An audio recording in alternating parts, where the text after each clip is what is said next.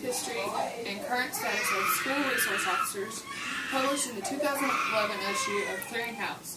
Wheeler and Clay tell us school resource officers, also known as SROs, have been in existence since 1953, when Flint, Michigan had the first SRO.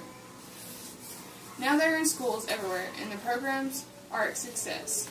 SROs are responsible for security and crime prevention in the school environment. The public may think SROs are just hall monitors, but in fact they are certified peace officers hired by local agencies and assigned to a school. Many of the kids the SROs encounter are minorities from lower income families. These kids don't usually like law enforcement because of bad experiences they've had, or they've known someone that had a bad experience with them.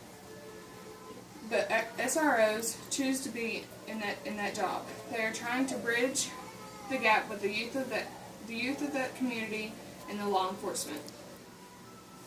SORs are building positive relationships and being positive role models. It helps kids feel more comfortable around law enforcement and makes it easier for students to report problems. In the past, there have been times when the school resource officers may have overreacted. Example, the South Carolina SRO forcefully removed a student from her desk. The officer did get fired. We all have remembered that terrible video. But do you recall the Reynolds in school incident? 2 RSOs were on the scene of a school shooting in less than 1 minute.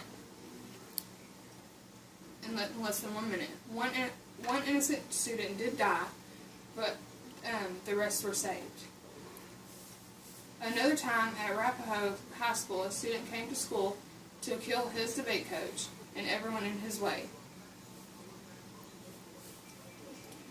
And anyone in his way. But the SRO at that school cornered him and prevent him from succeeding. Unfortunately, the news tends to publicize the negative more than the positive. Most school resource officers don't face such extreme emergencies. Thankfully, in this article, Policing Education, published in 2015, issue of Nation Protest, Alex Vital argues that school-based police are using very high levels of physical force against students, such as pepper spray and tasers. According to the article, school resource officers' safety priority are part of the problem. Published in the 2015 issue of the News and World Report.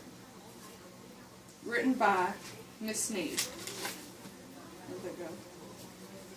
Tierney Sneed. We know the response of the officers dictated by the actions, and the officers' reactions are tied by the laws.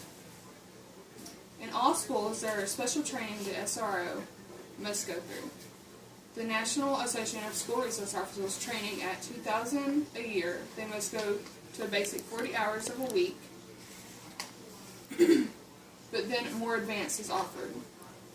Again, it is important to note that SROs are not involved in the disciplinary process of minor misbehavior. They keep the school safe and only assert their authority when the state laws are broken.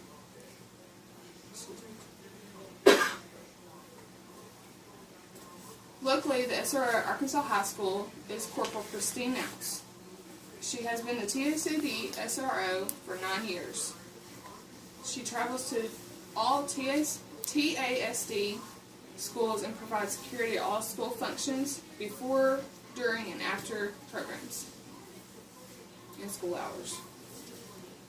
In a personal interview, I asked her what her most favorable memory is. She said she had gotten hurt and she couldn't go to work. So her favorite memory was the students sent her get well cards, invitation to graduations, and letters saying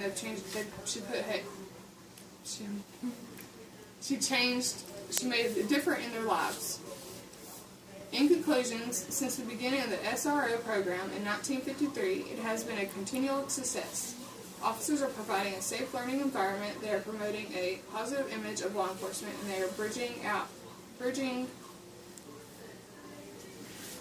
a gap between the youth and community. The overall mission is student safety, which equals student success. Thank you.